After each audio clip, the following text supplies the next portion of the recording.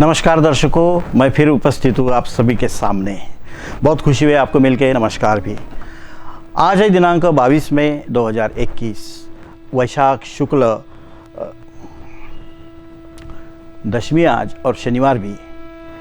उत्तरा फाल्गुनी नक्षत्र, वज्र योग, गरज करण। विशेषकर आज है मोहिनी स्मार्त एकादशी। मोहिनी स्मार्त एकादशी, एकादशियाँ साल भर में 24 आती है। उसमें तो दवा नल वाली कामदा एकादशी, मोहिनी स्मार्त एकादशी, हर एकादशी का भिन्न भिन्न फल है।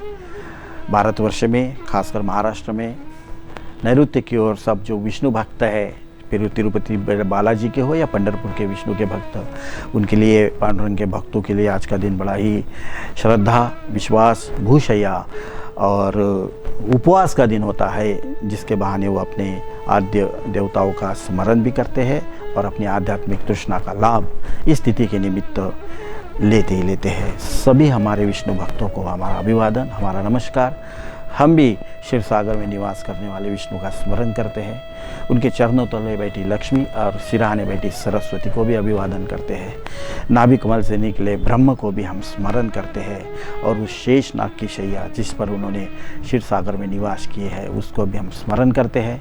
उनके सामने जो भी ज्येष्ठ और श्रेष्ठ है जीवन में, जगत गुरु शंकराचार्य, महामंडलेश्वर से लेकर सामान्य व्यक्ति तक, सभी में विष्णु स्वरूप विद्यमान होता है। सभी में ब्राह्मणत्व का उदय करने के लिए एक संस्कार की उपलब्धि होती है, जो एकादशी की देन होती है। कहते हैं कि 5 इंद्रिय, कर्मेंद्रिय, 5 ज्ञानेंद्रिय और 1 मन को संयमित करके जो दिन व्यतीत किया जाता है वो भी एकादशी होते हैं। तो श्री विष्णु को नमन। आज का विषय है शेयर मार्केट और वर्तमान ग्रहमान, या कोरोना का शेयर मार्केट पर परिणाम।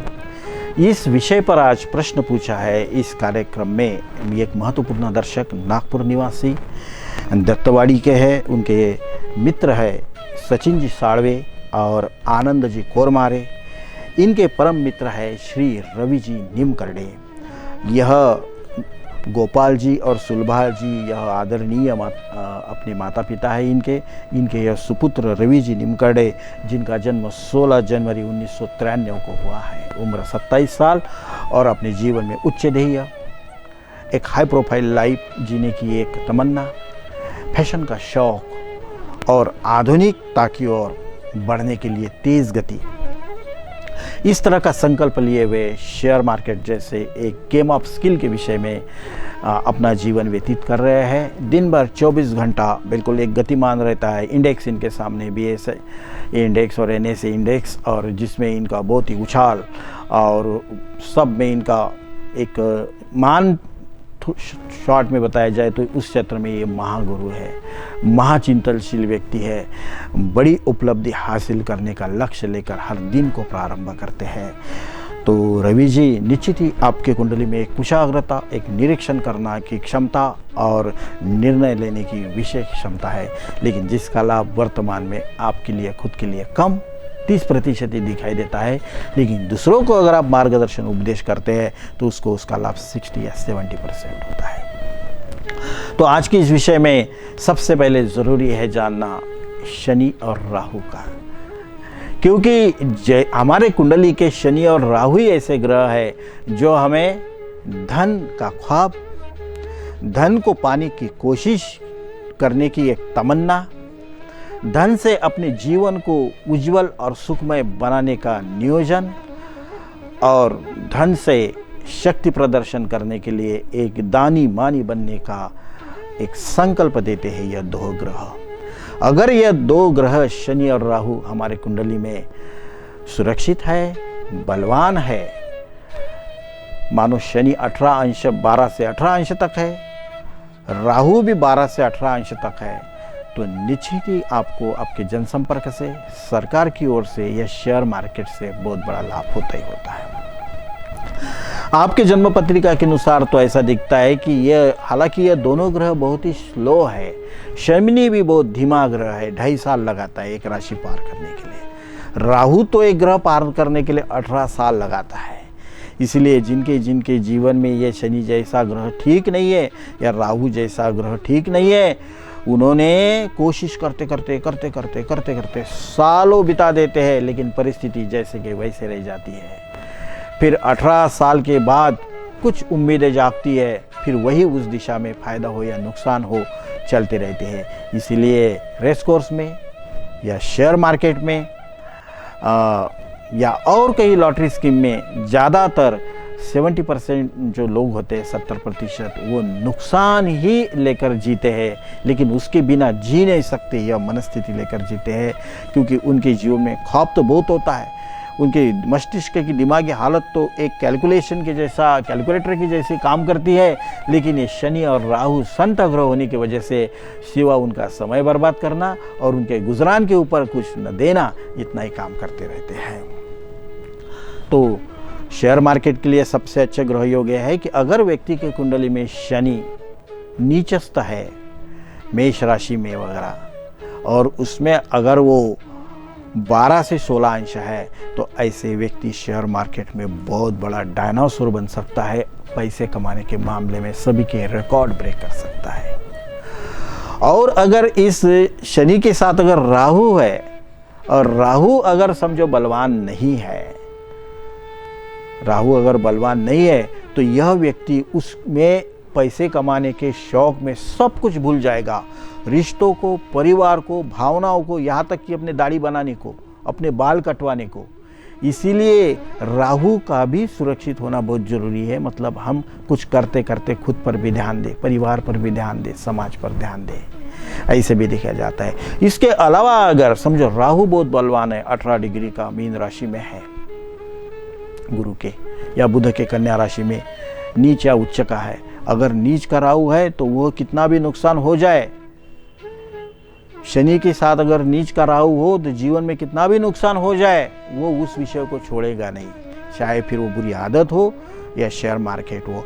ऐसे योग पर अपने जीवन में पूरा माता पिता का धन समाप्त करने वाले लोग भी इस योग पर दिखाई देते ही देते हैं, जिन्होंने कमाने की उम्मीद में जो था वो भी गंवा डाला।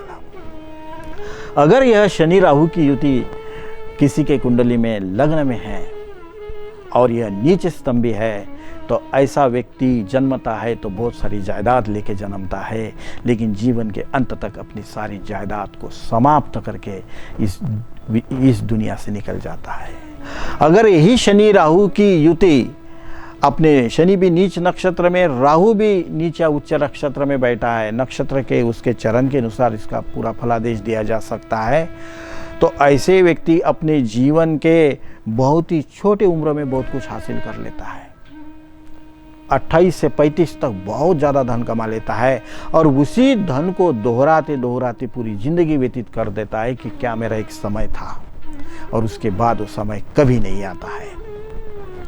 अगर पराक्रम स्थान में यही शनि राहु की युति होती है किसी व्यक्ति के, जहाँ राहु उच्च का है और शनि नीच का है, तो ऐसे व्यक्ति को धन कमाने के लिए बहुत ही चालबाजी, अक्ल, अपने लोगों का शोषण, झूठ बता के, बहाना बता के, बेवकूफ़ बना के धन कमाने के, मतलब कोई ना कोई नीच कार्य किए करने के बगैर, कोई ना कोई उल्टा सीधा काम किए के बगैर उसको धन मिलता ही नहीं है। तो व्यक्ति सदा समाज से दुर्रक्षित रह जाता है, परिवार से बिल्कुल अवांछित हो जाता है, लेकिन वो बेचारा लाचार, बेबस बना रहता है। अगर यही राहु शनि की युति चतुर्थ स्थान में है, तो ऐसे व्यक्ति को जन्म से मृत्यु तक करने पड़ते हैं सिर्फ कष्ट, और उसके कष्ट के सहारे ही सभी अपना जीवन जीते हैं। और यह व्यक्ति अपने कष्ट किए बगैर रुकता नहीं है, कष्ट के बगैर इसको करमता नहीं है। चाहे कितना भी गहरा या बड़े बड़े माइंस में काम करने वाले मजदूर, बड़ा हार्डवर्क है, बड़ी असुरक्षा, असुविधा है, ऐसे जगह पे जोखिम पे काम करने की जगह नुकसान है, फिर भी खेती करना, अपने जीवन को दरिद्र रेखा के नीचे ही रखना, चाहे कितना भी धन क्यों न कमाए, ऐसे भी कार्य लोग करते हैं। और अपने परिवार के लोगों के उत्कर्ष के लिए कोई परिस्थिति का निर्माण नहीं करते और उनके मन की कोई कद्र भी नहीं करते। यही है राहु शनि चतुर्थ का निवास। यही पंचम स्थान में अगर राहु शनि हो किसी व्यक्ति के, तो ऐसे लोग अपने बच्चों पर बहुत ज़्यादा पैसा खर्चा कर देते हैं। अपनी कमाई हुई पूरी जायदाद अपने बच्चों के लिए रख देते हैं कमा के, और वो बच्चा को व्यवहार ज्ञान नहीं रहता, उसको समझ नहीं रहती, श्रम करने की आदत नहीं रहती, उसके कुछ समझ में नहीं आता, इसलिए उसका शोषण उसकी पत्नी या उसके रिश्तेदार करवा के, उसको किसी की जमानत गारंटी बना के, जैसे प्रॉपर्टी का जब्त हो जाना, जायदाद का गहान में फंस जाना, इस तरह के कार्य शनि राहु पंचम स्थान में होते हैं। लेकिन ऐसे लोगों को एक शास्त्रज्ञ, बहुत ही इंटेलिजेंट माइंड होता है, अगर उनको श्रेष्ठ काम दिया जाए तो बिल्कुल एकाग्रता से करते हैं, लेकिन उनको जो माहौल मिलता है वो उनको खुद को विकसित होने नहीं देता। यही युति अगर षष्ठ स्थान में बनी रहती है शनि राहु की, तो व्यक्ति को देखना ही नहीं पड़ता, उसको धन देने वालों का मेला लग जाता है, मानो रविवार को बाजार हो। बस उसको बड़ा बनाने के लिए सारी कायनात एक हो जाती है, सारे धनी या निर्धन उसके पीछे पड़ जाते हैं, फिर उसमें गुण हो न हो। कितना चमत्कार है। यही शनि राहु युति अगर सप्तम स्थान में है तो लालच की वजह से, जायदाद के लालच में शादी करने का मन बन जाता है। मैं तो कुछ कर नहीं सकता, माँ बाप भी धनवान नहीं है, लेकिन बीबी करूँगा तो धनवान, देखूंगा नहीं उसको, लेकिन उसका धन देख के शादी करूँगा। और उसी के बहाने अपने पत्नी का धन की रक्षा करते करते बड़ा आदमी बन जाता है, पत्नी को मान सम्मान देकर आदरणीय बन जाता है, और पत्नी का दास बन जाता है, शिया ऑपरेट लाइफ का समर्थक बन जाता है, और सब कुछ करने की सबको स्वतंत्रता भी दे देता है। अष्टम स्थान में अगर शनि राहु की युति हो, अष्टम स्थान में, तो ऐसे लोग बड़े दीर्घायु होते हैं, निरोगी होते हैं, इनका कभी एक्सीडेंट नहीं होता, कोई ऑपरेशन नहीं होता, जैसे कि वैसे दिखते हैं। उनका मूड बहुत अच्छा रहता है, उनके मन पे कोई तनाव नहीं रहता, उनको किसी बात की चिंता नहीं रहती, एक बहुत ही हैप्पी, एवर हैप्पी पर्सन ऐसे रहते हैं अष्टम स्थान के शनि राहु वाले लोग। इनको कमाए तो भी खुशी, न कमाए तो भी खुशी, ऐसा लगता है मानो इनके पास किसी चीज़ की कमी नहीं है, लेकिन प्रत्यक्ष में उनके पास कुछ नहीं होता, लेकिन बरकत बहुत ज़्यादा होती है, बड़ा ही शुभ धन होता है। वो 1 रुपया कमाते हैं, उसका 100 रुपया सुख उनको मिलता है। इससे सिर्फ पूरा उल्टा वे स्थान के शनि राहु करता है। इंसान के पास अगर 100 रुपये हो तो उसमें से वो सिर्फ रुपए का सुख दिखाता है, बाकी सारा पैसा एक तो सरकार के काम आता है बैंक में, या कोई ब्याज में देके किसी के और काम में आता है, लेकिन वो अपने दरिद्रता को स्वीकार के ही, अपने खान पान रहन सहन को न बदला के ही जीवन व्यतीत करता है। लेकिन ऐसा व्यक्ति दूसरों को कल्याणकारी मदद करके, दूसरों को आर्थिक मदद करके, किसी के अधूरे संसार को, किनके ज़रूरतों को पूर्ण करने का पुण्य भी अर्जित करता ही करता है, जिसका उसको लाभ, उसके संतान को लाभ होता ही होता है। नवम स्थान में अगर शनि राहु का योग हो तो सफर बड़ा नुकसानदायी, सफर में कोई चीज खोने की संभावना, घर में चोरी होने की संभावना, अपने मन की बातें बिना पूछे बताने की आदत और शोषण का भय, इसीलिए लालची और स्वार्थी वृत्ति के लोग इनको घेरे रहते हैं, इनको बड़प्पन देकर, इनको थोड़ी बहुत मदद करके इनसे बहुत ज़्यादा हासिल करते रहते हैं और धोखा देकर निकल जाते हैं। दशम स्थान में शनि राहु का होना बड़ा ही मुश्किल है। पिता को दरिद्रता जाती नहीं। बच्चा अपनी दरिद्रता मिटाने के लिए बहुत कोशिश करते हैं, लेकिन पिता के सामने अपने जीवन को सुधारने में असफलता अर्जित होती है, मानो कुल का कोई शाप लेके आए हुए वो परिस्थिति जैसे थे। न घर में सुधार, न जीवन पद्धति में सुधार, व्यक्ति बिल्कुल एक गरीब गात्र मनस्थिति लेकर जीता ही जीता है। इसके बाद आता है एकादश स्थान शनि राहु का। ये शनि राहु का अगर एकादश स्थान है तो ऐसे लोगों को शेयर मार्केट में बहुत रुचि होती है, क्विक रिच स्कीम में बड़ा ही रुचि होती है। इनको बहुत ही एकाग्रता से किसी चीज़ में, कोई लॉटरी में, कोई रेस कोर्स में इनका अंदाज़ बिल्कुल सटीक आता।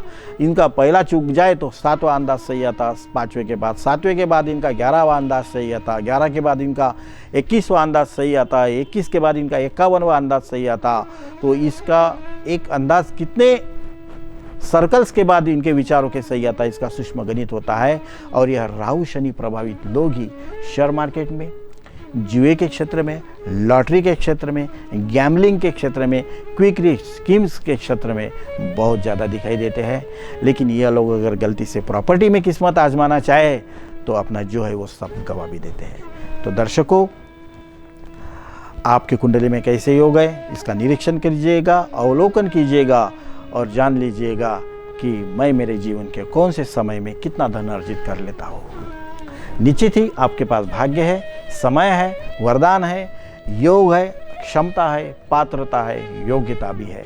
बस थोड़ा बहुत मार्गदर्शन ले लीजिएगा और जीवन में उतना ही अर्जित होता है जितना हमारे भाग्य में होता है। इस विश्वास के साथ चलिएगा, आपका जीवन उज्जवल रहेगा, भाग्यवान रहेंगे आप। तो दर्शकों, मैं प्रकाश वाघ लेता हूँ अलविदा। कल होंगे आपसे फिर मुलाकात इसी वक्त इसी चैनल पर। तब तक हरिओम तत्सत।